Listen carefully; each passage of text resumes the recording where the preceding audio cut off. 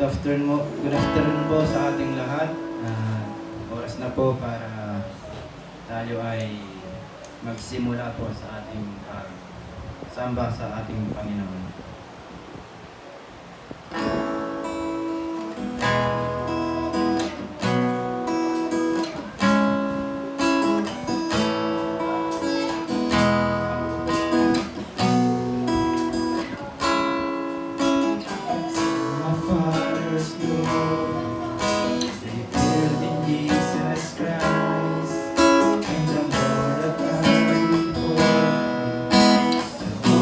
Satisfied.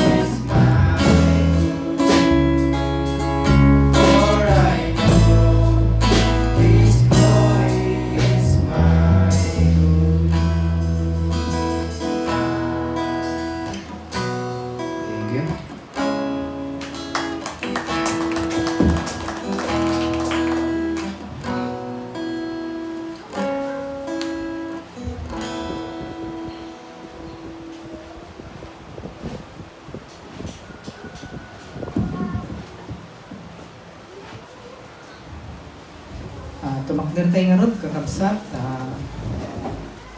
kararag tayo. Diyos mi nga man nakabalin iti amin. Diyos nga kangatuan. Lord, madaydayaw ka apo, may tantanog ka. Upang amin, Lord, iti kangatuan ka pamadayaw ka apo. Lord, agyaman kami, iti impaay mo manin, Lord, kanyami nga opportunity nagkaykaysa kami apo nga umay agdaydayaw Lord God kanya dawatin mi apo nga Espiritu Santo kadi iti manguna kanya mi Lord ikan na kami iti karunungan tapno iti kasta maawatan mi Lord dagiti sasaumanin apo nga apan mi nga manggigan Lord apo itapta ken pangawanin na kami Lord iti amin nga nagpaspasulan mi kanya tapno iti kasta apo maikari kami nga umay agdayaw Lord God kanya.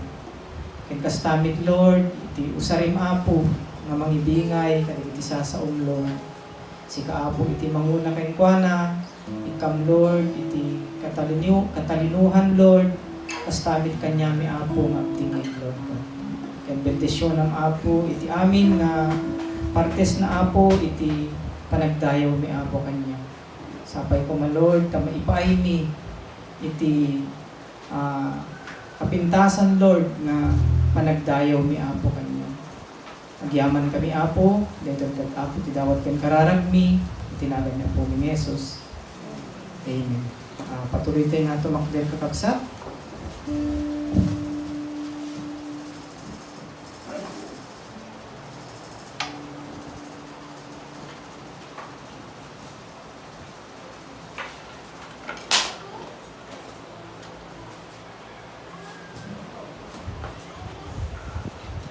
Hello.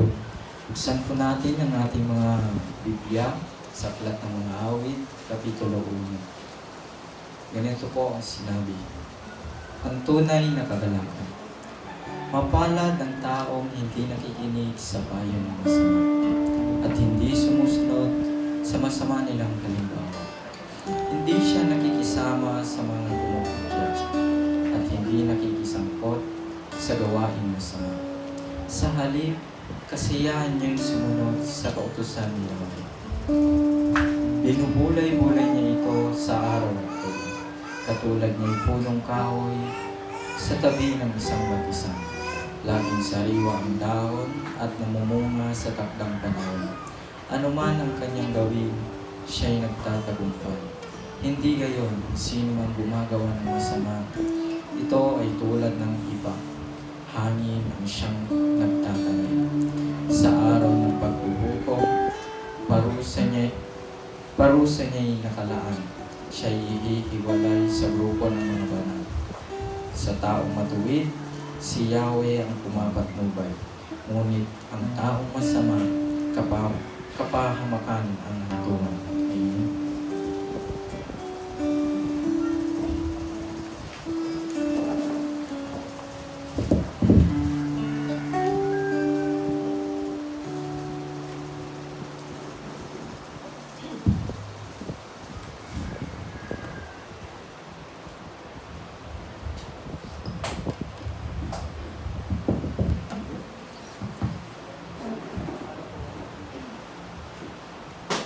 Just a fugag mitang namin, uragi ira.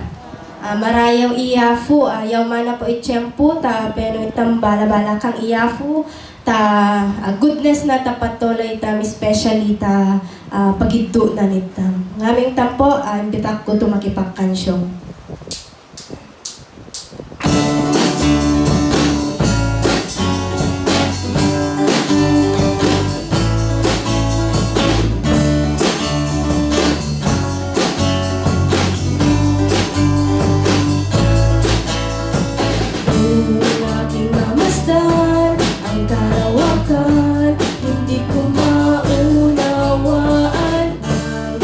Iyong dahilan kung bakit ako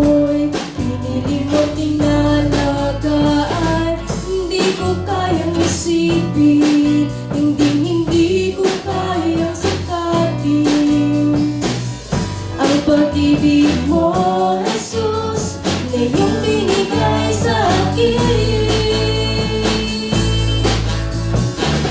Salamat, salamat, O Jesus, sa pag-ibig mo. Walang ibang nagmahal sa akin na katulad mo. Salamat, salamat, O Jesus, sa pag-ibig mo. Ako'y masasaya sa piling mo.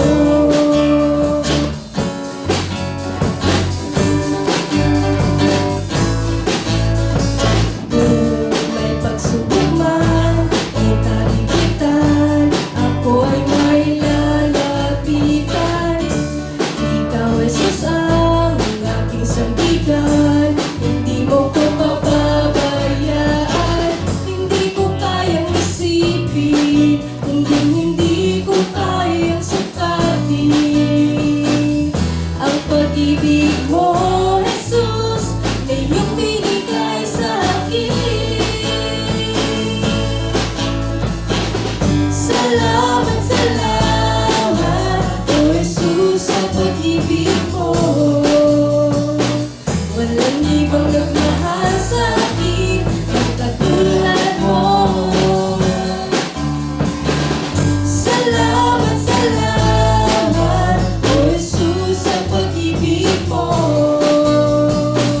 Ako'y masasaya sa piling mo. Salamat, salamat, O Jesus, sa pag-ibig mo. Walang ibang nagmahal sa akin na katulad mo. Salamat, salamat, O Jesus, sa pag-ibig mo. Ako'y masasaya sa piling mo. Ako'y masasaya sa piling mo. Amen. Palakpakan po natin ang ating Panginoon at patuloy po natin siyang awitan.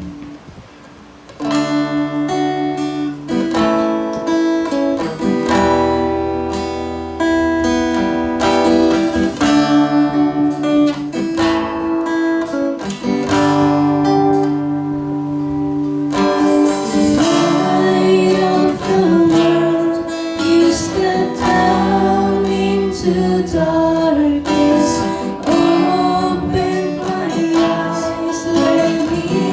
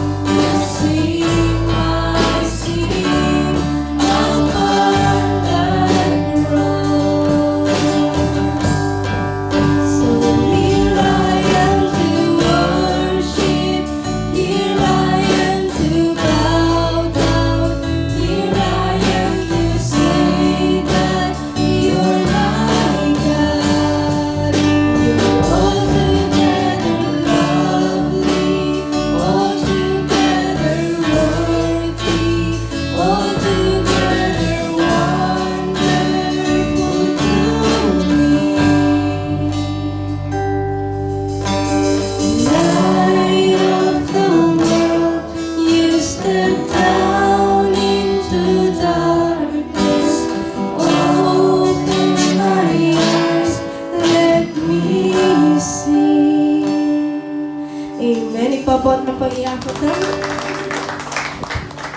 Ana sa ngawe po, imbitak ko to makipanadagtam ta patuloy tam pagkansyon para ta iyako.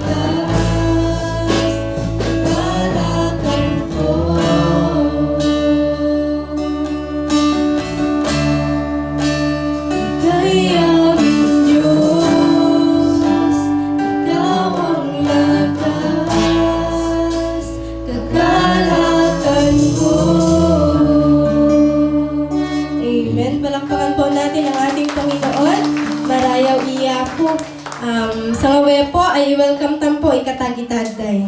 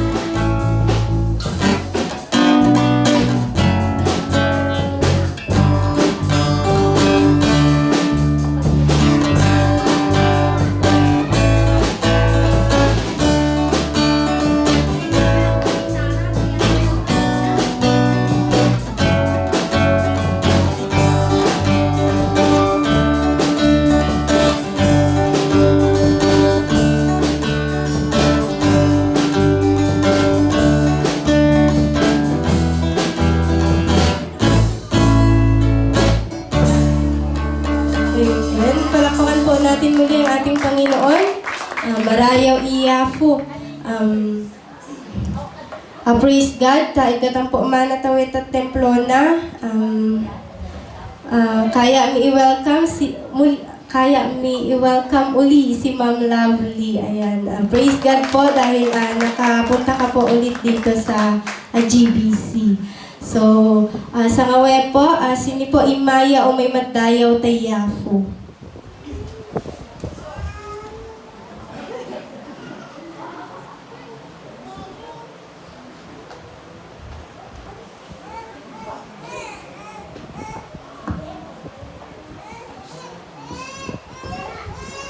Naipag nga malit tayo aming kakalsat. Mapadayawan nak talaga. Mapadayawan nak itiapot nga finally, after 9 long years, nakadan na ulit ti Maranao. Yes, so agyaman nak talaga ti Diyos kin, agyaman nak nga makita ta kayo amin manin, nga makadwa ta kayo. Makita nga still ipanagayat ti Apo kita dalat ta. So nakaka-inspire nga uray 9 years nga ko nakita kung nukasano nga ang work ni Lord kanya yung kastamit kanya uray adayo na still the same God tayo uray adda kay ti Pilipinas adda na ki Canada may sa ti Diyos tayo handa tayo hindi man nakikita pero ti Diyos makita na tayo so kaya tumit kagyaman iti kinaimbag ti Apo iti bayan ti panagbiag mi jay Canada hanga nalakati agyan iti sa bali nga bansa foreigner ka ti sa ulang nginin barrier dagusin dagiti makan dagiti weather kin syempre awan kadwam sika lang kin dagay pamilya awan ti katulong awan ti nga pantumulong nasusurok at dodo at dagus. So ado ti nasusurok na di ko nasusurok nga talaga awan asaham nga sika hindi Diyos laing. Diyan lang talaga. Ado iti syempre para pareho tayo nga ado ti naglasatan tayo nga pagsubok ag sasabali man sa kanya at talungan nako iti may salang di pumanawak. Ado ti blessing ko din hanlang din puro pagsubok. Pero makita nga oray kasanuman ti syempre pagsubok tayo ijay na tayo met nga ijay mo tayo met nga marikna no kasano nga ilasat na tayo ti Diyos no kasano na tayo nga ikan ti pigsa kin no kasano tayo met nga mamati kanya na nga awan iti banag nga imposible ti Diyos no mamati ka kin no ag stay ka kasi no basta mamati ka lang kapag kanito di ka nag-stay, narigatan ka, narigrigat tibiyag no awan ti Diyos. Narigat tibiyagin, ngayon narigrigat tibiyag no awan ti Diyos. Uray man sa dino, ayan mo, mapa Pilipinas ka man, mapa Canada ka man, ka nga mabiyag no awan ti Diyos mo.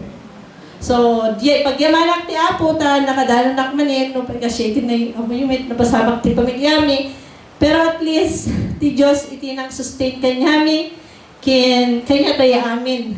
So, patuloy lang nga agdayaw, yawat ko ti ka ngatuan nga honor, iti perfect time nga panawin, tas lakanayin ibaga na pastor nga, kahit katagawid ka na, ito no, gusto nga panawin, adan tulat ta. So, dito yung gusto nga panawin, hamban nga perfect para kanya, pero dito iti perfect time ni Lord. I trust God, oray pa'y hangko makita no anya ti rason, pero amok nga makita na, nakita nan. Dati man lang di makikita, pero at the finish line ni Lord din. So, I'm trusting Him, oray pa'y iti kasasaad ti pamilya, iti kasasaad yu ditoy, kasali kay lahat ti prayers ko,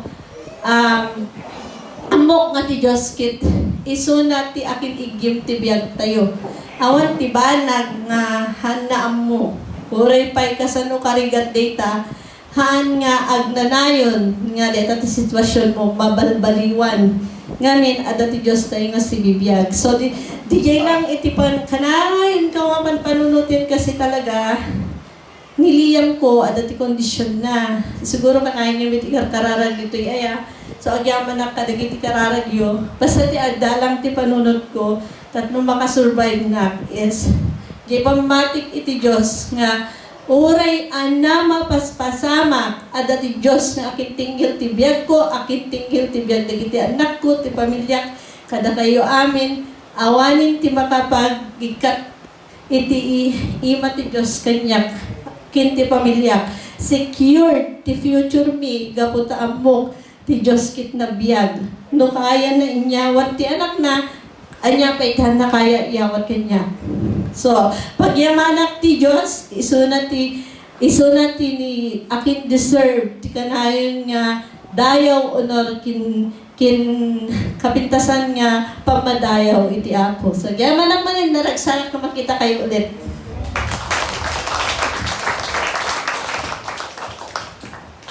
Amen. Marayaw iyafo ta goodness na ta life di Ma'am Lovelyn. So yari yes po palaging pinagpre-pray kayo pati si Liam. So marayaw iyafo sinipaga po imaya madayaw tayafo.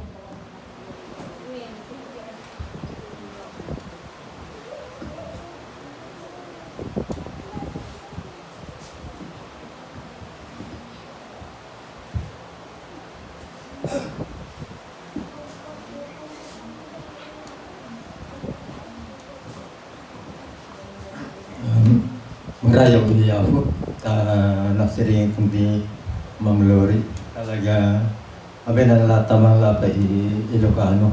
Talaga, pure nga Ilocano. Okay. Mabalabala ta Diyos, turita 26, sinalebra ni Mayora birthday ni nga basta niya na September, ni celebrate ni Mayor kasisitan kada date ni kami na birthday ta imbilyado ta munisipyo ta barangay barangay official ta secretary ngamin basta niya na September 26 ni celebrate ni Mayora tari ko nga mabalabalo na mabalabalo din ta Diyos idana pinanago na niya kan to tigang Ngaragun line of 67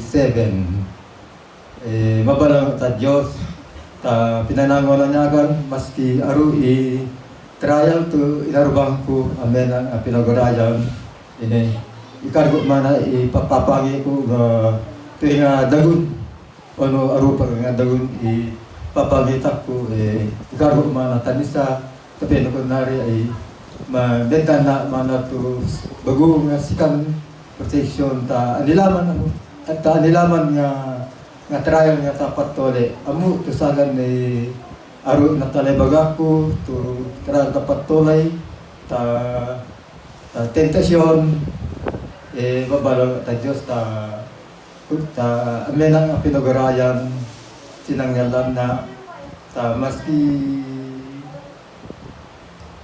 aru siga to inarubami nga tanga pamilyan Diyos lapa ilang i-provide anilamang nga maawag nita inagagaw dito lang rin sa pinansya babalo tayo po gracias.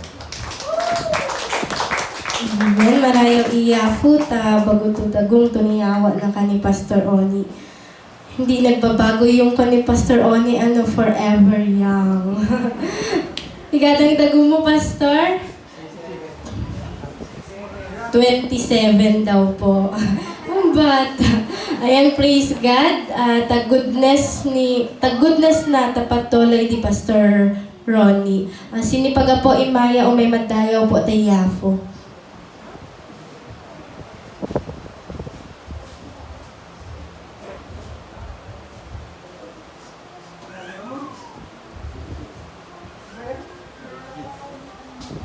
Ayun, nainbag na malim tayo amin. Palpali iwig ay kada kada umaten na iti kwa tatak lang nga dati umun-una nga nag-testimony nga pure nga Ilocano ni Madam. So mabait na ko na mandi na ging confident kami nagsauno awan Ilocano nga asla kadwak kajay. Kasi nasanay nga panay ibanag kajay di ko so no ag testimony na ide duma Tagalog no ako sa asla basta may dumduman na kami no kasi so ajay naimbag nga manintoy amin kasi idayaw ko man ni Apo ti kinaimbag na iti una biyag ko ti safe ko kin health ko iti madamanak part-time ta habang part-time na oray iti schedule ko ngayon unexpected nga na-move ti schedule ko pang second duty ko na sana yon sa Magsaysay. Kaso na-move. Hanggang ngayon, inaantay ko pa yung schedule na isi-send. Tapos yun, umaasa pa rin. At ganun ko na lang kay Lord. Lord, alam mo ang lahat. Ikaw ang nakakaalam sa lahat. So may share lang ako na Bible verse dun sa Job 2, chapter 2, verse 10. Sabi niya doon, pagpapala lang ba ang tatanggapin mo sa Diyos? Hindi ba natin tatanggapin kung bigyan niya tayo ng pagturusa o pagsubok? So, doon ko na-realize, may magandang plano ng Panginoon. Kaya yun, imbes mag-stay ako doon sa Manila, o nag-stay ako ng 2 weeks habang uray ko ma-schedule ko nung isenda. At nakapag-decide nga, mariknag iti feeling ko nga sila kahit ko agawid na madik nga dinicide nga agawid ko ma. Kaso ajay na ipatupad na makaawid ako laing tanong basta makadwa kayo o makita kayo kasi nag-inbag laon ni Apo kasi still pa rin na nandito pa rin tayo nagpapatuloy na pagsamba sa ating Panginoon. Yan ang pinakamahalaga sa atin.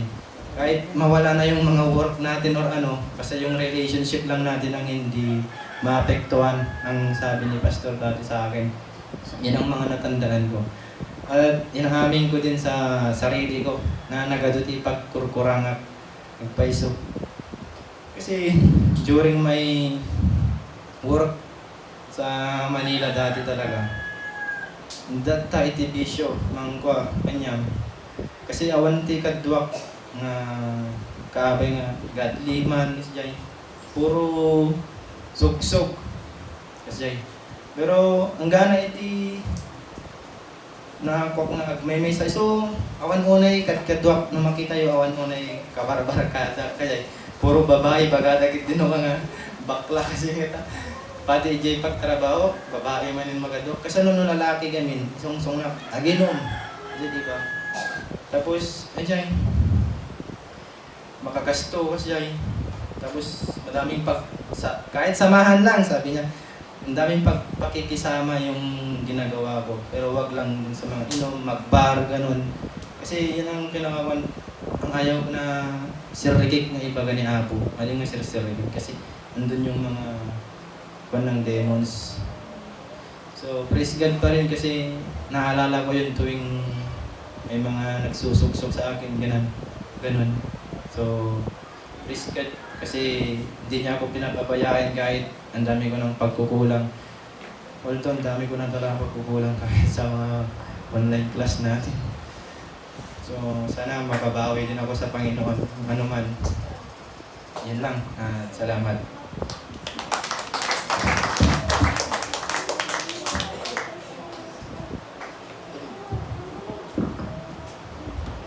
Ayan, marayaw iyafu ta guidance na kani Raymar, especially ta word na. So yari kurog yari, aro itat tentasyon, may mga friends tayong ganun nga, umiinom, ganun. Pero praise God kasi may nai-allow na iyafu to may hulutam ta kunari nga ganun ira. So sinipaga po maya o mimadayaw po ta iyafu.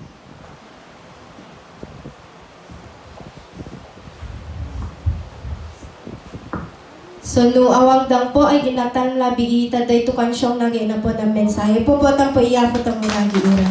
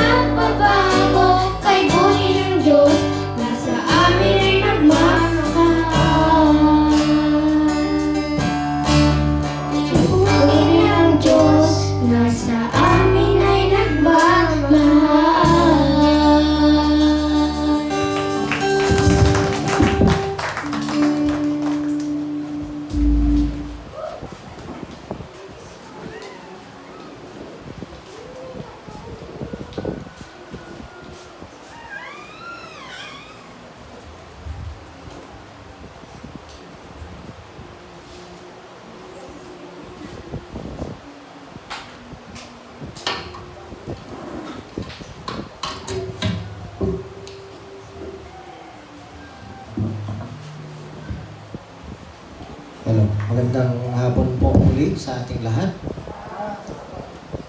Tunay na nagagalak ang bawat isa sa atin, lalong-lalo na sa ibinigay ng Diyos na pagkakataon na muli tayong magkakasama sa pagpupuri sa Kanya.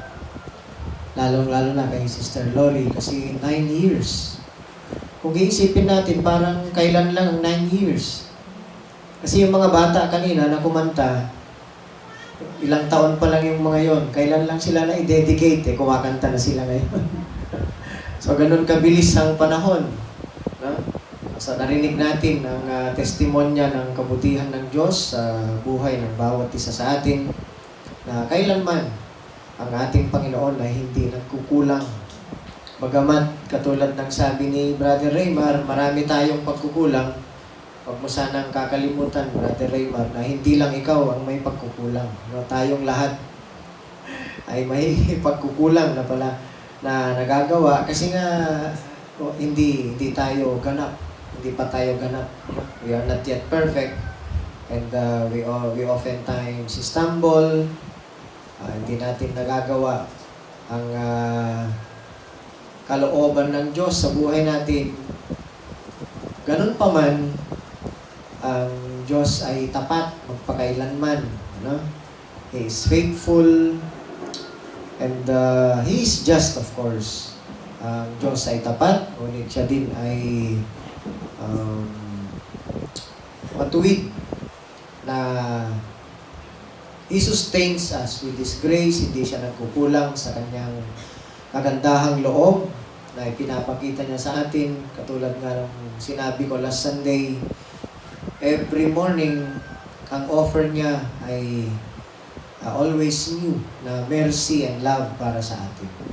So yun ang nagbibigay sa atin ng kalakasan to continue. Bagamat nagkukulang tayo, alam natin yan at hindi natin may tatanggi sa harapan ng Diyos.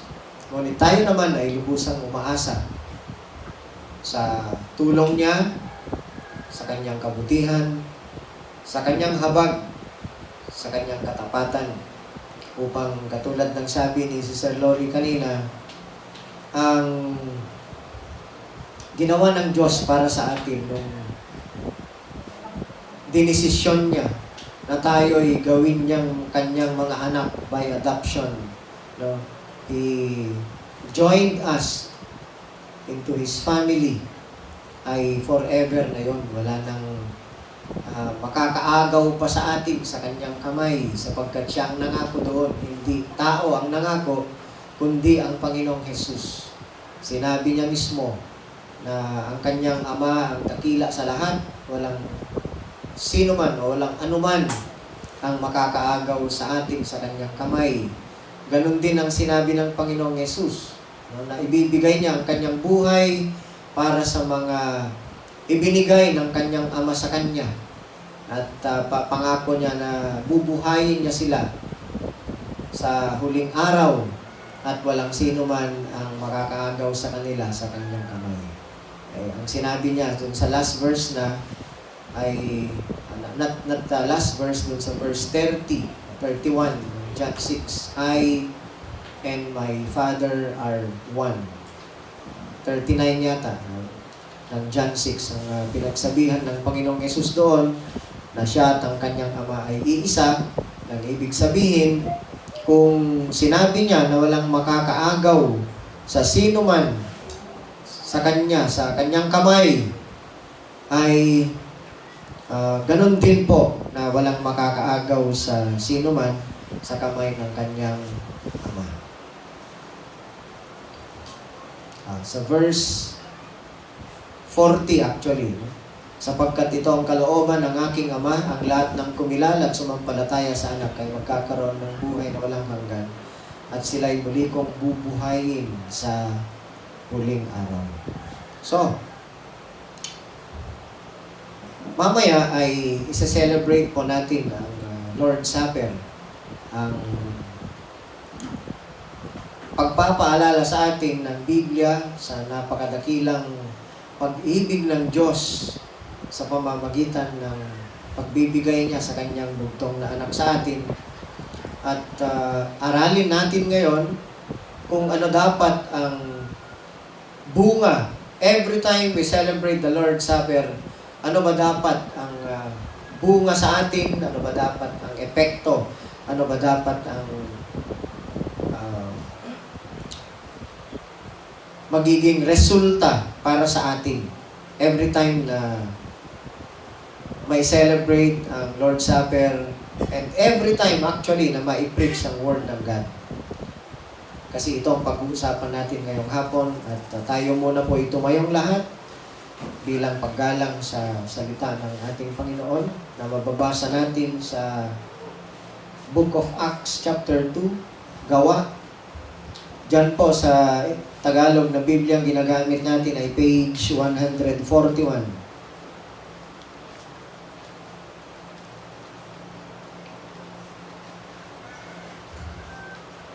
Basahin natin ang mula sa verse 29 at ganito ang nakasaad sa salita ng Panginoon. Mga kapatid, sinasabi ko sa inyo na ang ninuno natin si David ay namatay at inilibing at naririto ang kanyang libingan hanggang ngayon.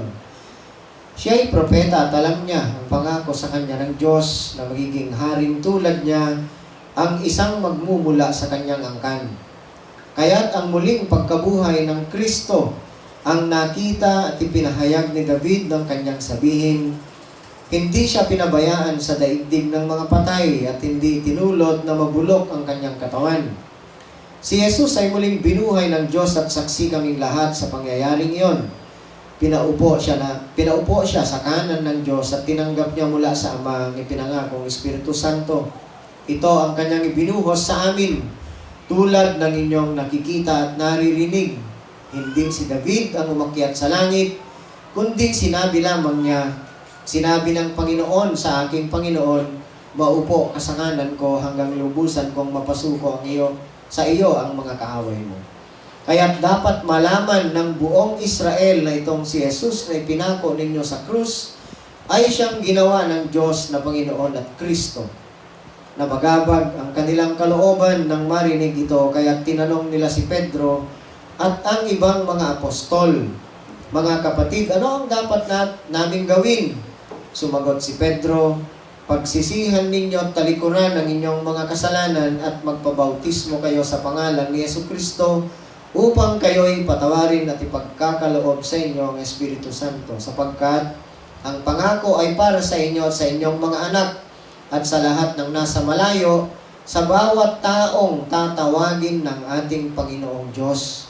Marami pang inilahad si Pedro upang patunayan ang kanyang sinabi at nanawagan siya sa kanila, iligtas ninyo ang inyong mga sarili mula sa parusang sasapitin ng masamang lahing ito. Kaya't ang mga tumanggap sa sinabi niya ay nagpabautismo at nadagdagan ng mga alagad ng may 3,000 katao ng araw na iyon. Nanatili sila sa itinuro ng mga apostol sa pagsasama-sama bilang magkakapatid sa pagpipira-piraso ng tinapay at sa pananalangin. Tayo po'y yumukod manalangin. Panginoong Diyos na aming sinasamba, pinupuri, dinadakila sa mga oras na ito, lubos po kaming nagpapasalamat sa iyo sa pagkakaloob mo sa amin ng pagkakataon upang ikaw ay sambahin at papurihan at bigyan ng galang ang araw na pinili mo upang kami magsama-sama sa bahay panambahang ito, Panginoon. Kami din po ay lubos na nagpapasakop sa iyo sa mga oras na ito na hinihiling naming tulungan mo ang bawat isa sa amin na maituon namin ang aming buong puso, buong kaluluwa, buong isip sa pakikinig sa mensahe ng iyong mga salita at bigyan mo kami, Panginoon, ng karunungan upang sa ganon ay lubos namin maunawaan at matanggap namin ang pagpapala at biyaya ng iyong mga salita na inalaan mo sa amin. Pagpalain mo nawa ang bawat isa sa amin at nawa ay tunay na maparangalan ka at matakila ka sa gagawin namin hanggang sa pagtatapos ng gawain ito. Ito po ang aming dalangin sa pangalan ng aming Panginoong Jesus. Amen. Kaya't ko kumamit ti Agilocano ang ag-preach kasla baga ni Raymar, pero for the sake of our uploaded service ay kailangan ko pong gamitin ang Tagalog para dun sa mga makikinig sa online ay kung hindi nila alam ang Ilocano, at least mauunawaan nila ang parte ng service natin ito, ang pakikinig natin sa mensahe ng salita ng Diyos. Kung ating aalalahanin itong Acts, no? ay libro na isinulat ni Lucas kung saan ay dito nangyari yung pagkatapos ng 40 days na ministry ni Jesus after His resurrection ay nangyari at dito na din nangyari na siya ay inakyat sa langit, ano? Ang kanyang ascension dito sa chapter 1. At sa chapter 2, dito na nangyari yung pagdating ng Espiritu Santo na dating ipinangako ng Panginoong Jesus na ibibigay niya sa kanyang mga pinili, sa kanyang mga alagad. At nangyari nga. At ang iba ay nangusap ng iba't ibang mga lengguwahe dahil sa sila'y napuspos ng Banal na Espiritu. Yun yung tinatawag na speaking in tongues. Pero hindi yung speaking in tongues na katulad ngayon na hindi maintindihan. Ano? Ito ay tunay na mga lengguwahe na ginamit ng iba't ibang mga tao na nandoon mismo sa pangyayaring yon. Naipaliwanag ko naman na sa inyo ito, mga taga-Parsia, Media, Elam, Mesopotamia, Judea, Cappadocia, Ponto at Asia. Meron ding taga-Phrygia, Pamphylia, Ehipto, lupain ng Libya na malapit sa Cyrene, at nagmula sa Roma, mga Hudyo at mga Hentil na naakit sa pananampalatayang Hudyo.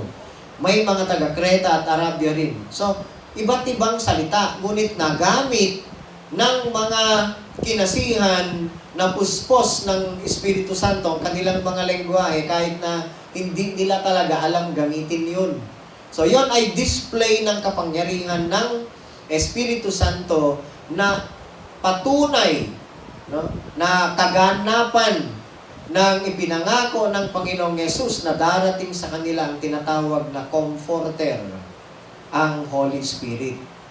And then, kung imagine natin ang setup, lalong-lalo na sa mga alagad, they need revival after Jesus' ascension to heaven kasi nga, wala na silang kasama. Yung nakasanayan nila, nakasakasama nila na nagpe-perform ng iba't ibang miracles, kung saan sila nakasandal, ano man ang kailangan nila ay may po-provide, bumalik sa langit. And dito, nakita natin na kung saan ang revival ay tunay na nangyari sapagkat ito nga ang pag-uusapan natin ngayong hapon. Ano? What does true revival look like? Ano ba bakit ito ang pag-uusapan natin? Sapagkat dito nakita natin na pati ang celebration ng Lord's Supper, yung pagpira-piraso ng tinapay ay palagi nilang ginagawa. Kaya related ito sa gagawin natin mamaya, kung kaya't marapat lamang na ito ang pag-usapan natin. At ano nga ba ang true revival? At ito ang summary na gusto kong iparating sa inyo. True revival is a revival of the preaching of the pure Word of God, producing real converts living in holiness. Yan ang revival. No? Hindi yung definition ng ilan o ng iba sa tinatawag na revival. Na ang revival para sa kanila ay experience na parang hype. No? At hindi po yun ang biblical na revival. Ang revival na tinatawag ay dapat nanggagaling o nagmumula sa preaching ng pure Word of God, katulad ng ginawa ni Pedro dito. Pagkatapos na sabihin ng mga tao na parang lasing yata ang mga yan sa verse 13 nung they prophesied ng iba, sa gamit ang iba't ibang mga lengguwahe, ang sabi nila ng ilan sa verse 13, ngunit may ilang nagsabi ng pakutya, lasing lang ang mga yan. Kung kaya't sinimulan ni Pedro ang kaniyang sermon mag-umpisa sa verse 14. Maraming sinabi si Pedro. So, ang revival na nangyari dito, it produced real converts. 3,000 ang naidagdag sa mga mananampalataya na nung araw na yan, after Peter preached faithfully the pure Word of God. Actually, kung titignan po natin ang verses 17 to 21 ng Acts chapter 2, yan ay quoted ni Pedro sa sulat ni Prophet Joel. Sa chapter 2, verses 28 to 32 ng Joel, yan ang nakasulat sa verse 17 hanggang 21. Yung verses 25 to 28 naman, yan ay nakasulat sa Psalm 16, 8 to 11. Ang verses 30 to 31 ay quoted yan sa Psalm 132 verse 11 and Psalm 16 verse 10. At yung verses 34 and 35 dito sa binasa natin ay Psalm 110 verse 1. So nakita natin na ang pagpapahayag ni Pedro patungkol kay Kristo ay kinuha niya lahat sa scriptures, no? It is a faithful preaching of the pure word of God kung saan ay nagresulta sa revival, no? As the Holy Spirit has been poured out to the believers. And the result, ang resulta ay nag-produce ng real converts na nabuhay ng may kabanalan. So yan ang true revival. So unang point na nais ko pong ibahagi para sa atin kung what does true revival look like. Una, revival is God's work, no, not man's show. Ito ay gawain ng Diyos, hindi palabas ng tao. Kasi sa verse 38 nang nabasa natin, anong sabi sa verse 38? Sumagot si Pedro, pagsisihan ninyo at talikuran ang inyong mga kasalanan at magbabautismo kayo sa pangalan ni Jesucristo upang kayo'y patawarin at ipagkakaloob sa inyo ang Espiritu Santo. Ayan ang sinabi ni Pedro. Ay ang true revival ay it's never man-made. Ano ang resulta sa mga taong nakinig after Peter faithfully preached the word of God? They were convicted, no? Ang sabi sa verse 37, nabagabag ang kanilang kalooban ng marinig ito. Kaya tinanong nila si Pedro at ang ibang mga apostol, mga kapatid, anong dapat namin gawin? They were so convicted, no, because of the preaching of the pure word of God. And that revival na dumating sa kanila ay hindi man-made. Yan ay gawain ng Diyos sa pamamagitan ng kapangyarihan ng banal na Espiritu. Ang revival ay hindi scheduled on a calendar or advertised on a poster na katulad ng nakikita natin ngayon. Ina-advertise sa social media na magkakaroon daw ng revival meeting. At yung iba pa nga ngayon, ang gusto nila, global na revival daw. Ay mangyayari kaya yon? Tignan natin po ang Biblia kung totoong mangyayari ngayon. Sapagkat sa huling araw, ang sinabi ng Biblia sa 2 Timothy, ang mangyayari ay marami ang tatalikod sa pananampalataya. Apostasiya ang mangyayari, hindi global revival. Yun ang sabi ng Biblia. So, ang revival ay hindi po nangyayari sa pamamagitan ng pag-i-schedule ng tao na on this day, itong week na ito, ay revival service natin, aasahan nating may mangyayari. That is never a scheduled thing to happen, but it is a divine appointment. Sapagkat nung ipinangako ng Panginoong Yesus ang pagdating ng Espiritu Santo, hindi tao ang nag-schedule sa pagdating ng Holy Spirit dito, no? It is a divine appointment. Ang Diyos ang nagtakda kung kailan darating ang Holy Spirit sa mga tao, kinasihan, napuspos sila kung saan napatunayan ng ipinangako ng Panginoong Yesus ay totoong nangyari at ang resulta ay nag-produce ng real converts na ang sabi ng binasa natin ay may 3,000 katao ng araw na iyon ang naidagdag sa mga alagad. So, yan ang true revival. It is not a scheduled activity na ikalendaryo o na-post sa social media or poster, but it is a divine appointment. Ang Diyos mismo, no? It is God Himself is steering His people to repentance and obedience.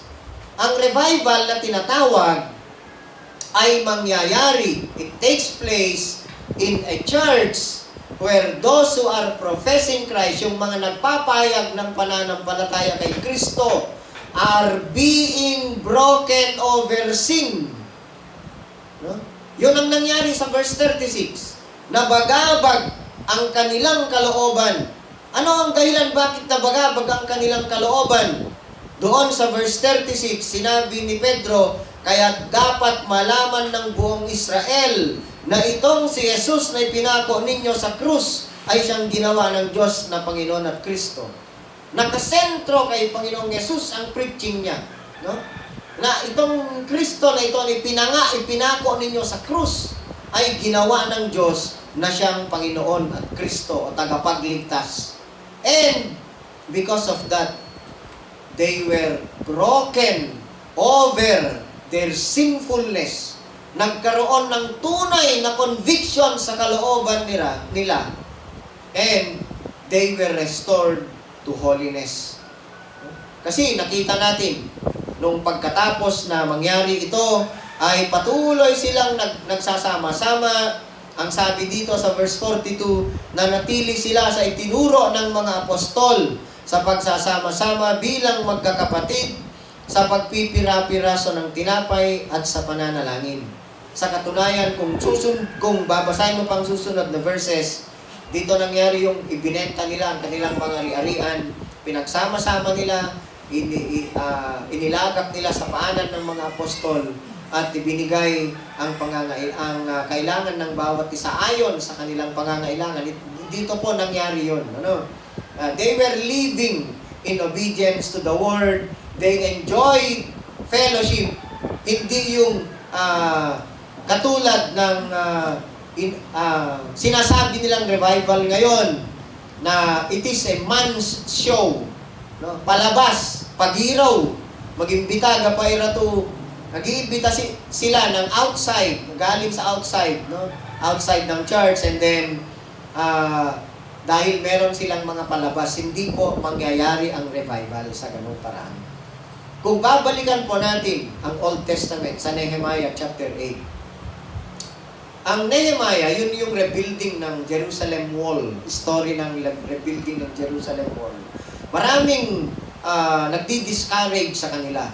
Ngunit alam ni Ezra at ni Nehemiah, no, na sila ay inutusan ng Diyos. Kasama nila ang Diyos, kaya may pabor sa kanila ang hari. Si King, nakalimutan ko yung pangalan, Asueras pala, no? Siya ang king noon na nagbigay ng pahintulot to rebuild the wall. At marami ang attempt to discourage them. Ngunit, ang maganda doon, nagtagumpay sila. Ngunit, hindi lang yun. Pagkatapos nilang i-rebuild yung wall ng Jerusalem, ang ginawa ni Ezra, kinuha niya ang Book of the Law, ang Scripture, at binasa niya, no, ng malakas sa square na tinatawag, parang plaza nila. Nandun lahat ang tao, 4 hours. No? And then, tumangis ang mga tao. They wept aloud because they were convicted. Kasi nga ang revival, mag-umpisa yan sa preaching ng salita ng Diyos. You can never produce revival out of man-made activities. I-revival, kan na may simuyatong tafe fiesta, naningaming to trabaho, mangyayari ang revival sa pamamagitan ng preaching, faithful preaching ng pure Word of God, because revival is God's Word. So, anong nangyari sa Nehemiah chapter 8? Hindi po yon concert, no? Hindi po yon pep rally ang ginawa. Ngunit pagpapahayag ng purong salita ng Diyos, binasa ni Ezra ang kasulatan ng ilang oras at nakinig ang lahat ng tao, and they were drawn to repentance. Silang lahat ay tumangis, nag-declare sila ng araw ng pag-aayuno at pagsisisi sa lahat ng kanilang mga kasalanan. And that's God's people trembling at His word. Kaya nga sabi ko, every time sana, mga kapatid, na nagse-celebrate tayo ng Lord's Supper na ipapaalala sa atin ang pagliligtas na ginawa ng Diyos sa pamamagitan ni Kristo at naihayag ang kadakilaan ng kanyang pag-ibig. Dapat ay maalala natin kung gaano tayo kamakasalanan nung tayo'y piniling tubusin ng Diyos, and that should bring revival sa ating mga kaluluwa. No? Revival is God's work, not man's show. Tandaan po natin. At pangalawa, 2 points lang nais kong i-share sa inyo, then we go to the application. Revival, number 2, produces holiness, not hype. Ang revival po ay magre-resulta, magbubunga ng pagiging banal o kabanalan sa buhay ng mga inistir ng Diyos ang kanilang kalooban. Sa mga taong convicted, truly convicted, and they have repented, they are broken over their sinfulness. No? Ito po ang mangyayari. Ang totoong revival ay nasusukat sa pamamagitan ng resulta. It produces holiness. Hindi po hype. Ano bang hype? Pag-usapan natin mamaya, no? Sa 2 Chronicles chapter 34 to 35, si Josiah, nung siya ay naging hari ng Israel, no, ay pinangunahan niya ang buong Juda na sirain nila ang lahat ng kanilang idols. Kasi magandang hari itong si Josiah nung siya ang nanguna. Lahat ng mga Asherah poles, yung mga sinasamba nilang Diyos-Diyusan, ipinasira niyang lahat. Ni-restore niya ang Passover, binago niya, ni-renew niya yung tinatawag na covenant obedience. And that was revival. Kung pansinin po natin dyan, ang revival na nangyari sa panahon ni Josiah, ni Haring Josiah, hindi po yan, it's not about goosebumps.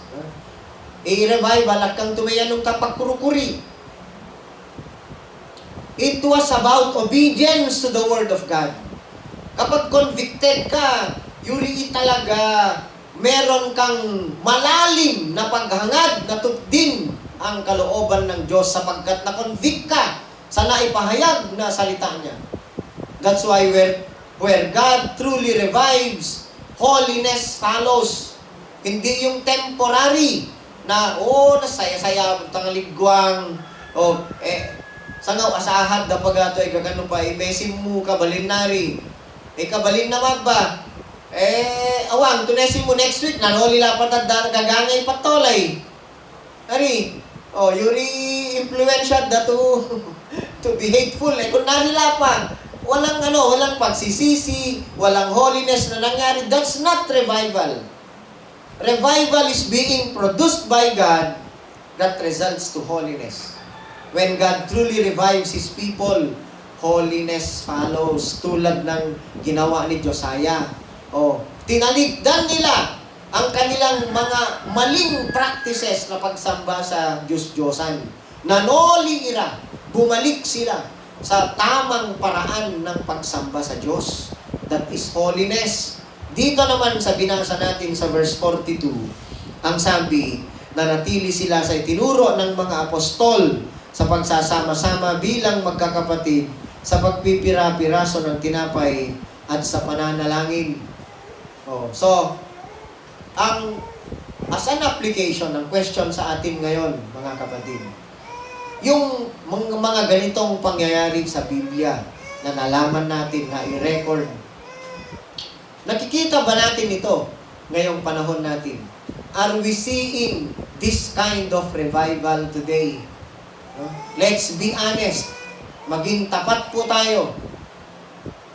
Nakikita pa ba natin ang ganitong uri ng repentance na nangyari sa mga tao? At holiness sa mga churches ngayon. Ang mga nagsasabing iglesyang Kristiyano ngayon, including us, kasama tayo, hindi tayo exempted. Tayo ba ay truly marked by brokenness over sin? Or do we measure revival?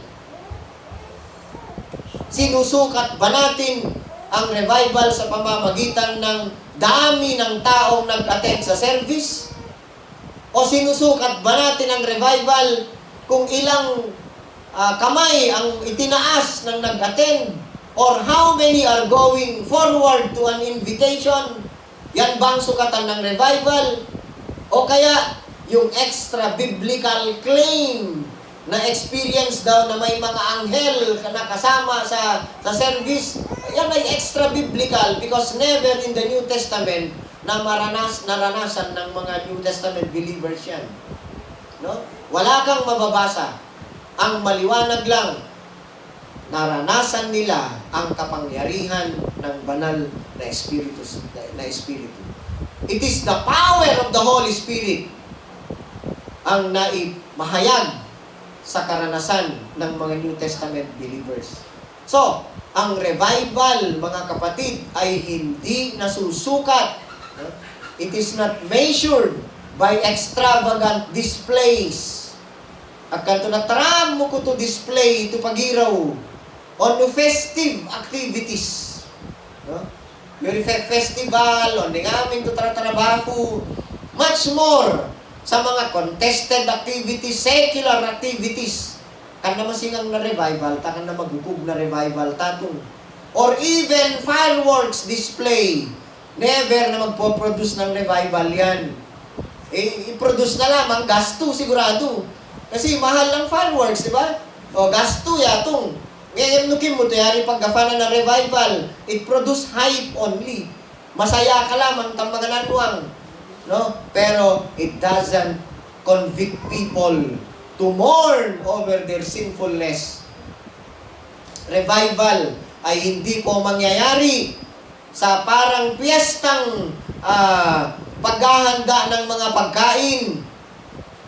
Ang revival hindi po nangyayari sa pamamagitan ng parada or a service na napakahaba, culminated by a fashion show like dressing.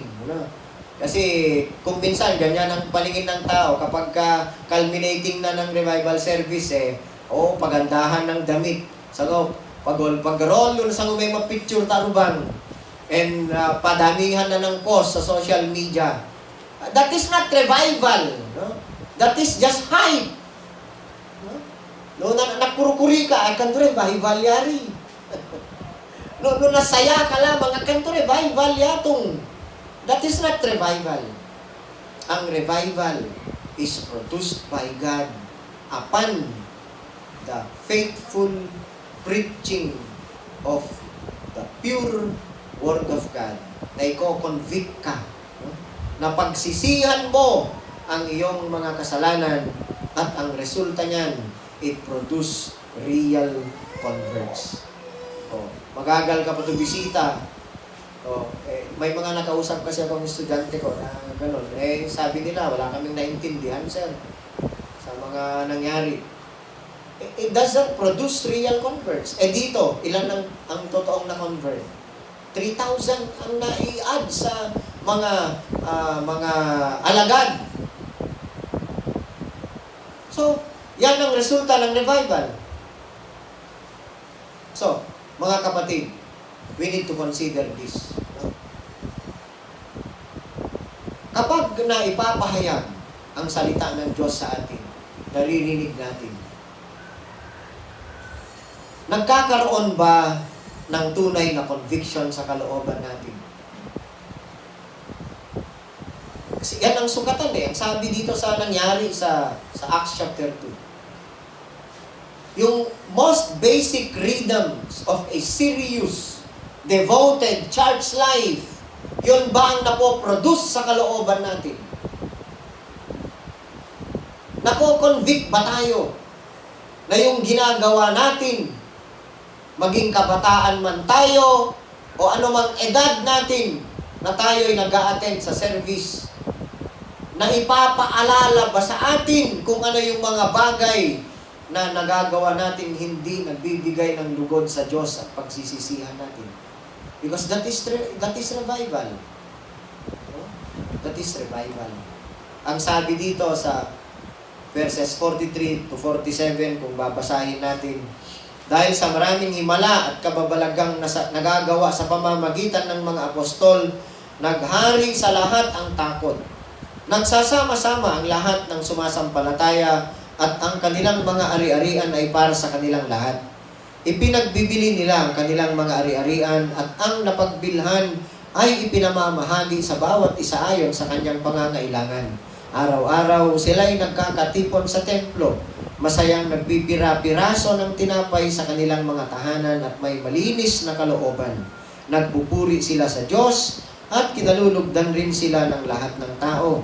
At bawat araw ay dinaragdag sa kanila ng Panginoon ang mga inililigtas. Tandaan po natin, hindi po lahat ng tao ang sinabi dito. Kasi kung tignan po natin ang sinabi ni Pedro sa kanyang preaching, no? Ay ganito ang nasabi niya.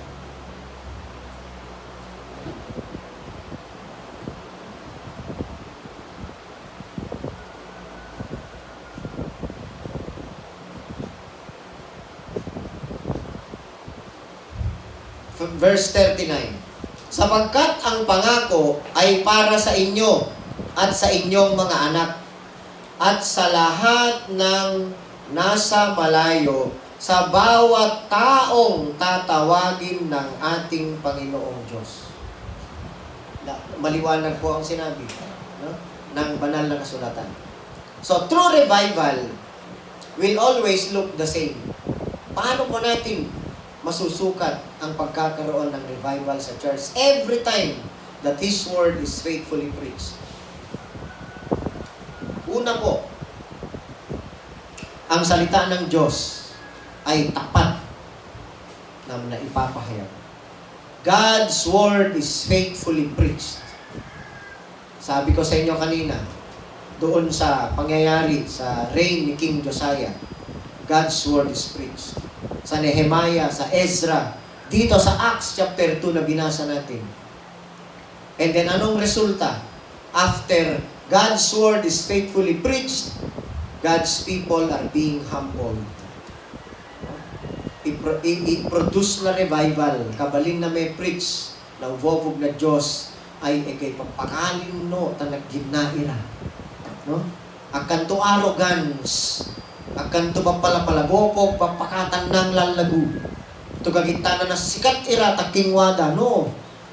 People are humbled, God's people are humbled. And then, after they are being humbled, sin, confessed, and forsaken. Na-realize da, iugo da, sigong takagin na uvovog na Diyos, and they repented, and they forsaken ang hindi biblical na practice. And then, Christ is being exalted, not men. Yan ito no, ta church, no ya aruto melaya gaya, ay leader na church, yayangami kanayong mafuya, akang to si Kristo, awang to revival to mesin mo.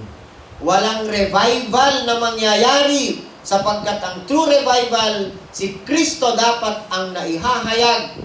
Ganito ang sinabi dito sa preaching ni Pedro, hindi ba nakasentro kay Kristo?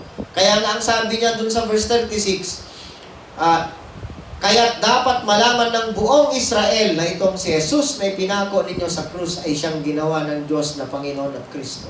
Walang ibang sentro ng preaching na naitanghal at naitampok sa preaching ni Pedro kundi si Jesus lamang. Never na ang sarili pa ni Pedro o ng ibang apostol ang naitampok sa kanyang preaching. He never mentioned about them. He only mentioned central of his preaching si Yesu Kristo lamang. And panghuli sa pangyayari sa true revival, obedience restored. Kaya ang mga tao tumalima sa sinasabi ng banal na kasulatan.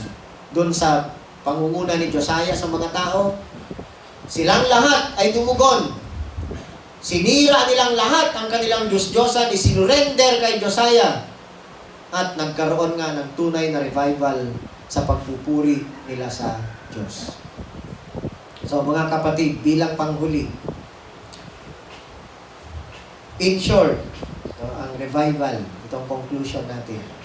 A true revival, ang tunay na revival is not people flocking to events, but people flocking to Jesus. Kung ang pinuntahan lang ng tao ay event, mega food, ega magayang, ega pagiraw, anami lamang, there's no revival. People should flock coming to Jesus. No? True revival, hindi yung mga upuan na napuno. No? Ngunit, ang tunay na revival ay hearts being broken, cleansed, and reoriented towards obedience. No ay gay conviction. No? Napakalinno ka. Broken ang kalooban mo dahil naihayag na si Jesus ay naipako sa krus dahil sa iyong kasalanan, sa ating kasalanan.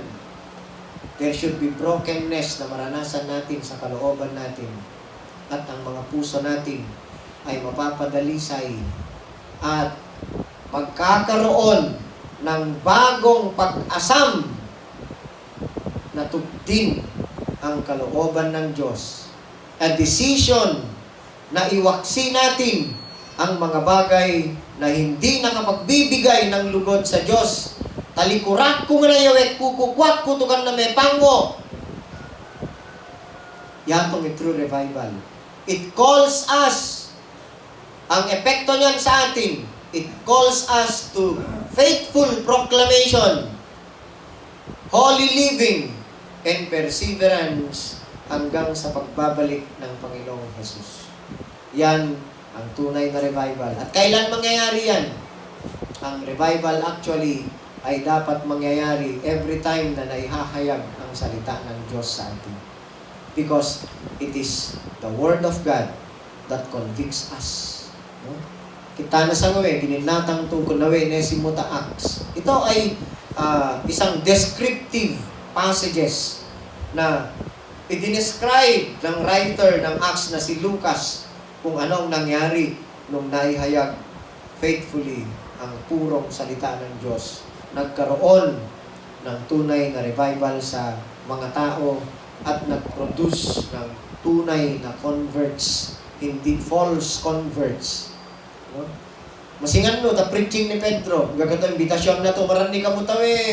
Madasalitang kung naganda ni Pedro. Ega na bibig no, nawang. Walang ganun. Walang altar call na ginawa si Pedro. Ano? Wala. Ipinahayag lang niya faithfully ang word ng God at yung tao mismo ay convicted at nagtanong sila anong gagawin namin. O nung tinanong ng mga tao kay Pedro kung anong gagawin nila, anong sinabi ni Pedro? Madasal ka mo to kun na we. I-recite no sinner's prayer kun na ba? Ano amang? Ano kinagi ni Pedro? O basahin nga natin muli. Anong sinabi ni Pedro?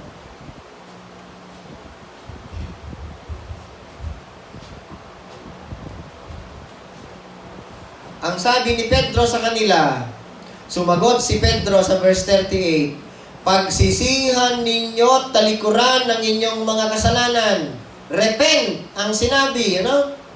At magpabautismo kayo sa pangalan ni Jesucristo upang kayo'y patawarin at ipagkakalob sa inyo ang Espiritu Santo. Ano kayo na pagpapabautismo sa pangalan ni Jesucristo? That is a proclamation ng faith kay Jesus.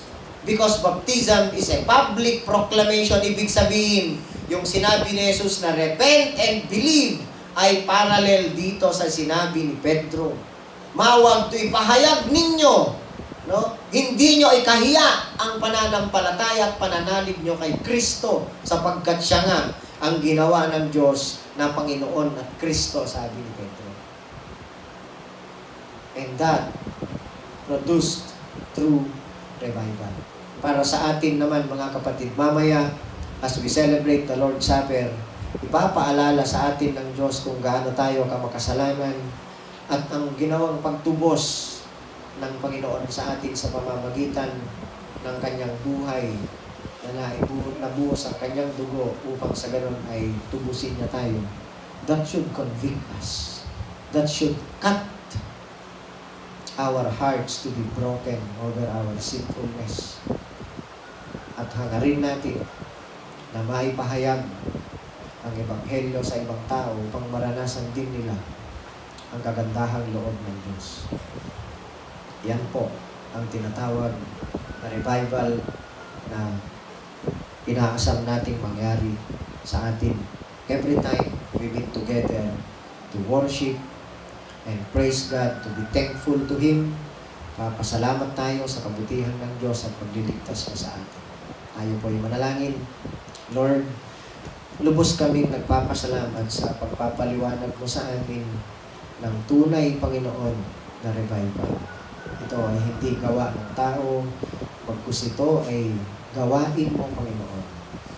Tunay na ikaw lamang ang makapagbibigay ng revival sa iyong mga piniling mananampalataya, sapagkat ang mga kinasihan na puspos ng banal na Espiritu, Panginoon, ang siyang nakakaunawa sa pangunguna mo. Sila ang nakakaranas ng tinatawag na conviction upang makita namin ang iyong kagandahang loob despite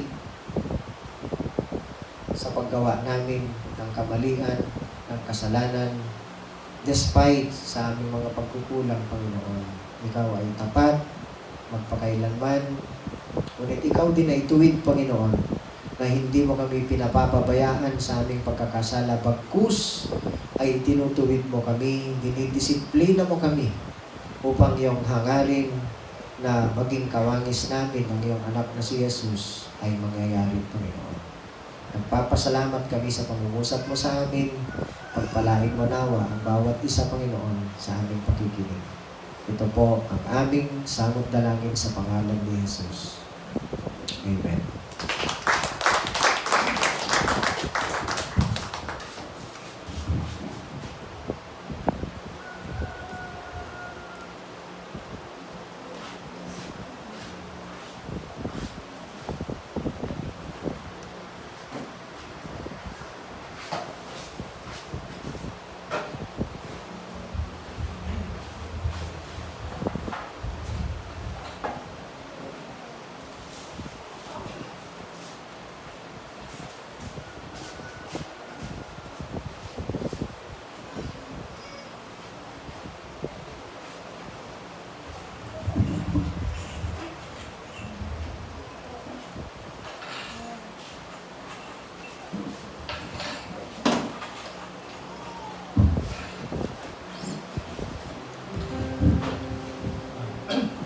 Marayang iyaho ta mensahe na tu iperat ta natakan di gusto. Dan sampai itu masih yang ngapa iya. Aku magkita ini sa mga. Betul ang minat ta lalo ng Diyos mo. Lord, at so na trabaho mo sa pagkabino. Palbalo kami aman ko. Taniyawa mo, Lord, tani kami ito ububog mo. Abo ito para tadi kami ay napasilang man. Iagurog ni ama itong lupa. Iwalang ako, tapi ito mamami dalari ay ano. Na espiritu ang ububog ito kanito. Masiyang ama ta nagkagawa ang mata patuloy. Magbalo ang mata, revival, ito ni Panono, tani kami. Pero ko na rin ay mas maralam ipangurog ni ama itong lupa. Magbalo ka pa mata, blessing niya to nagapo ang mata ni Pao.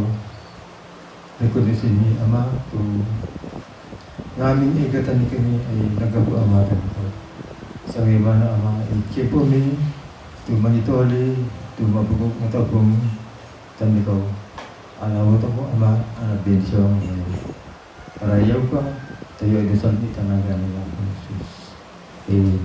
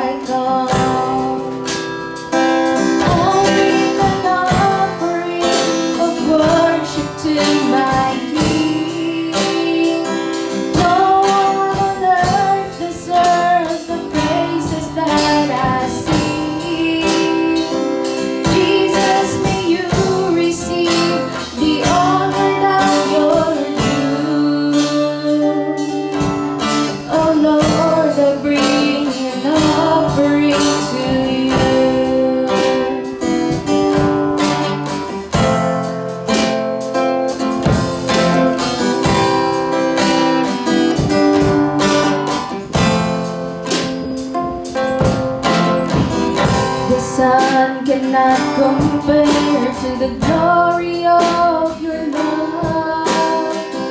There is no shadow in your presence.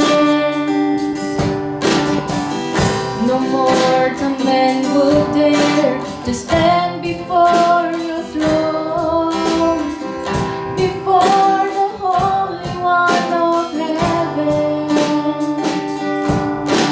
It's only by your blood, and it's only through your mercy, Lord, I come. I bring an offering of worship to my King. No one on earth deserves the praises that I sing. Jesus, may you receive the honor that you're due. Oh Lord, I bring an offering to you. I bring an offering of worship to my King. No one on earth deserves the praises that I sing. Jesus, may you receive the honor that you're due. Oh Lord, I bring an offering to you. Oh Lord, I bring an offering to you. Marayaw Iyafo.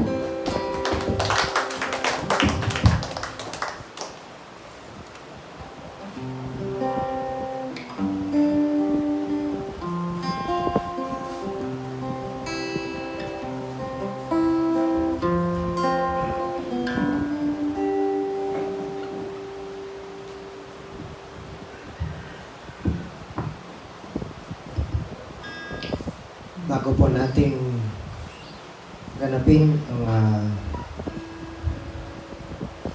Lord Supper, nais ko po munang ipahayag sa inyo ang ginawa ng Diyos para sa atin sa 19 kahapon at meron na pong nailaan na lupa doon sa paggamit niya kay Pastor Claudio. Praise God. Kasi naalala ko na kami din na Sister Lori ang magkakasamang pumupunta noon doon. Kasi siya ang ginamit ng Diyos para maumpisahan ang ministry dito, kung maalala ninyo, sa pamamagitan ng pag-invite niya sa amin noon to proclaim the gospel, nung nagturo siya dito. At maging sa pagpunta sa 19 noon, naranasan namin yung lakarin namin mula 19 hanggang dun sa Kataging para sumakay sa bangka para makauwi. Wala kaming ilaw, kundi between sa langit lang noon. Binato magadalang. Mga bata pa kasi sina She noon ilang taon pa lang kayo noon, She? Mga elementary pa lang siguro kayo noon, ano? Mga ganon. Pero sa kagandahang loob ng Diyos, sa kanyang kabutihan, nagbunga po ang ministry natin doon at sa paggamit niya kina Pastor Willie, Pastor Ronnie at mga kasamahan nila, mga kabataan natin, sina She at mga kasamahan niya nagturo ng kids, ng mga kids. At yun na nga, sa grace ng God, ay meron na po tayong lote doon. Ang nakalagay sa papel na pinirmahan ni Brother Domingo, nagan ni Mang F.E., ay 500 square meters. So, marayaw ni Diyos sa kami ay celebratang imasanto nga pamugag ti parte na patayrayo tang Tayafo. Gusto ko lang pong ipaalala muli sa atin. Sabi ko nga, every time sana na sineselebrate natin ito ay totoo na merong kaganapan ang revival sa atin, sa kalooban natin, sapagkat dito natin maaalala ang kadakilaan ng pag-ibig ng Diyos sa atin sa ginawa ni Jesus sa krus. At ang sabi dito na hindi dapat natin ipagwalang bahala every time na we celebrate the Lord's Supper ay alalahanin po natin ang ibiniling ni Apostol Pablo sa pag-celebrate ng banal na hapunan. Ang sabi niya sa verse 26 ng 1 Corinthians 11, sapagkat tuwing kakain kayo ng tinapay na ito at iinom sa kopang ito, ipinapahayag ninyo ang kamatayan ng Panginoon hanggang sa kanyang muling pagparito. Ang sino mang kumakain ng tinapay at umiinom sa kopa ng Panginoon sa paraang di nararapat ay nagkakasala sa katawan at dugo ng Panginoon. Kaya dapat siyasatin ng tao ang kanyang sarili bago siya kumain ng tinapay at uminom sa kopa. Sapagkat ang sino mang kumakain at umiinom ng hindi kinikilala ang kahalagahan ng katawan ng Panginoon ay kumakain at umiinom ng kahatulan laban sa kanyang sarili. Yan ang dahilan kung bakit mahihina at masasakti ng marami sa inyo at may ilan ngang namatay na. Kung sisiyasatin natin ang ating sarili, hindi tayo hahatulan ng Panginoon. Ngunit, hinahatulan tayo ng Panginoon dahil itinutuwid niya tayo upang hindi tayo maparusahang kasama ng sarili. Napakahalaga po nito na kailangan nating isaalang-alang sa bawat pagkakataon na gaganapin po natin ang celebration ng banal na hapunan sapagkat ito ang bilin ng salita ng Diyos. Kung kaya tayo po ay lumapit sa Kanya, bawat isa po sa atin. Let's examine ourselves. Panunutat ng ipagkitang wawaragi ira, tagkanod ira, tanakwatang panampasa. At dapat ay nakikita sa ating mga puso at isipan, nakikita ng Diyos ang lubos na pagpapahalaga sa kaganapang ito. Ito ay isang mahalagang gawain ng mga tunay na Kristiyano. Tunay na naging anak ng Diyos sapagkat alam nila ang kahalagahan ng katawan at dugo ng Panginoong Yesus nung siya'y maipago sa krus. Lord, kami po ay nagpapakumbabang lumalapit sa iyo, Panginoon, with broken hearts because of our sinfulness, na humingi kami, Panginoon, ng pagpapatawad mo sapagkat sinabi ng sulat ni Juan sa 1 John 1:9 that if we confess our sins, ikaw, Panginoon, ay tapat at matuwid. You are faithful. He is faithful and just to forgive our trespasses, our sins, and to cleanse us from all unrighteousness. Lord, wala po kaming maililihim sa iyo, Panginoon, kung kaya lubos namin ipinapahayag ang aming mga nagawang pagkakamali, pagkakasala, at hinihiling na kaawaan mo kami. Be merciful to us and cleanse us. Patawarin mo kami, Panginoon, sa aming mga nagawang pagkakasala.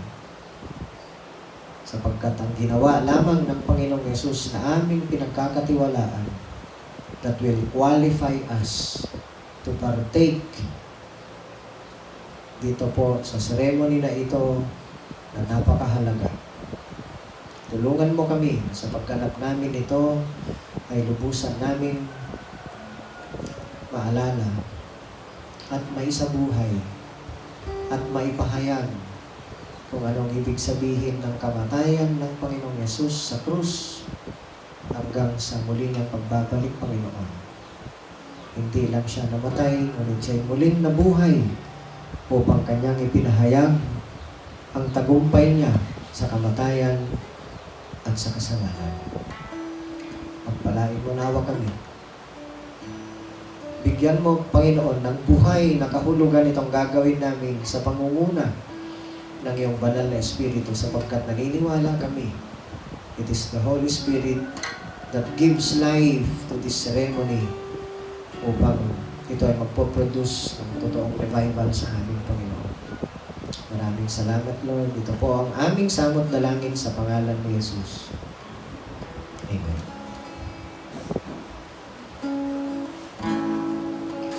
Away, far away, still the long rugged cross, the emblem of suffering and shame. And I love the old cross where the dearest and best for a world of lost sinners was laid. So I'll cherish the old rugged cross till my trophies at last I lay down. I will cling to the old rugged cross and exchange it someday for a crown. Oh, the old rugged cross, so despised by the world, as a wondrous attraction for thee.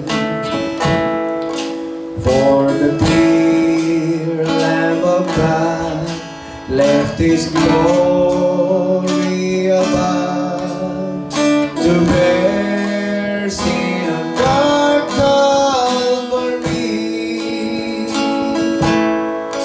So I'll cherish the old rugged cross till my trophies at last I lay down. I will cling to the old rugged cross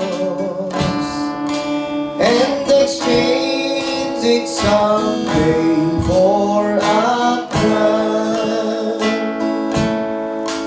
In the old rugged cross, stained with blood so divine, a wondrous beauty I see. For 'twas on the old cross Jesus suffered and died to pardon and sanctify me. So I'll cherish the old rugged cross till my trophies at last I lay down. I will cling to the old rugged cross and exchange it someday for a crown.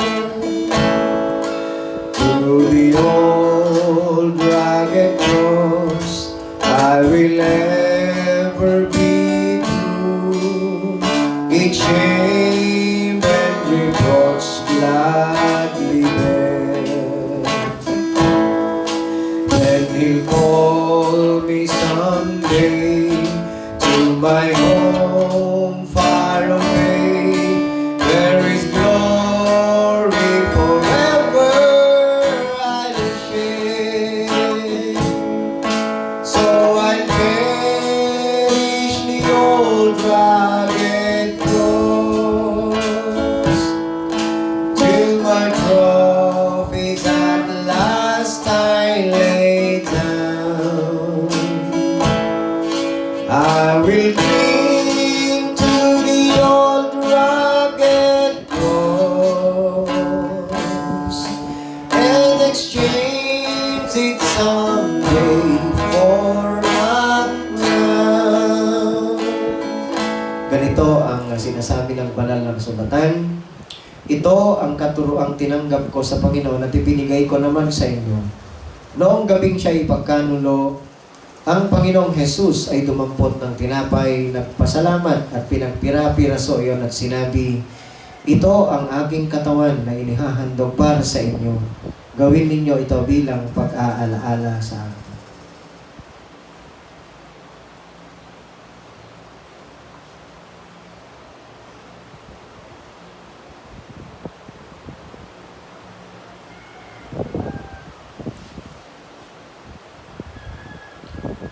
Matapos maghapunan, dumampot din siya ng kopa at sinabi, ang kopang ito, ang bagong tipan ng Diyos na pinagtibay ng aking dugo. Tuwing iinumin ninyo ito, gawin ninyo bilang pag-aalaala sa akin.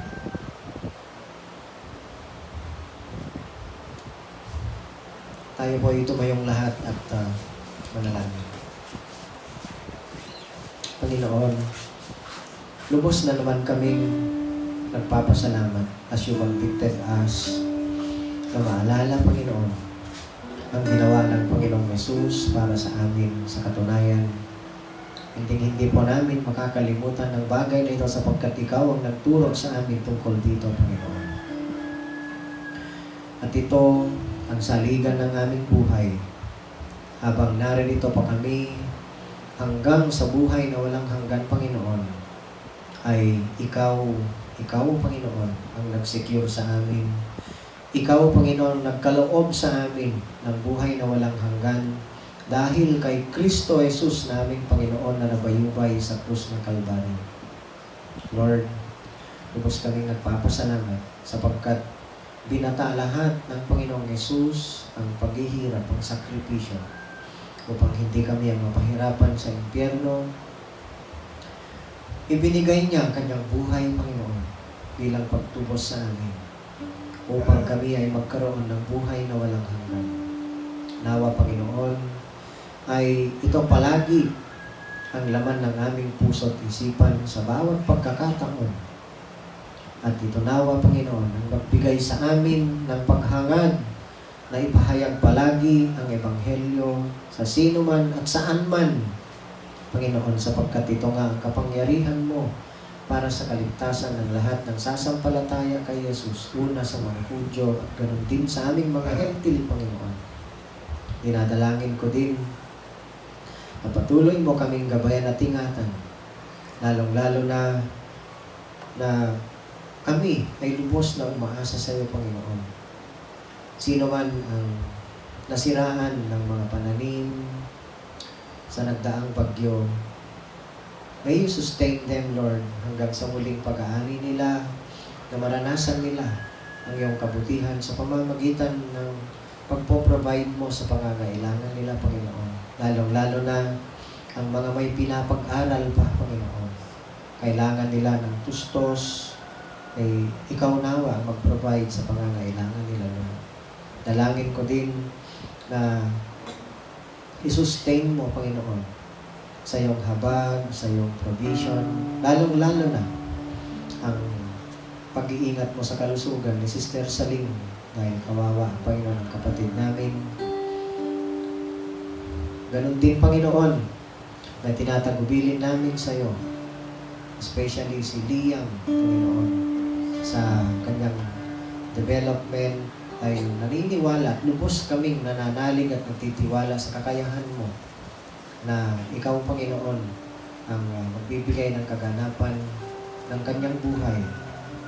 Dahil ikaw nga ang lumikha sa kanya, ikaw ang nakakalam sa lahat ng bagay, Panginoon. Bigyan mo ng lakas ng loob, tibay ng pananampalataya, sina Sister Lori, si Brother Harold, sa pagharap nila sa araw-araw, Panginoon, na challenge ng pag-aaruga sa kanilang mga anak. Tinadalangin ko din si Bella, si Asher, na sila'y palakihin mo sa iyong daan, sa iyong disiplina. Tulungan mo sila, Panginoon, na lalo silang maging tapat sa pagsunod sa iyong kalooban, Panginoon. Sa kabila ng kanilang mga challenges sa buhay.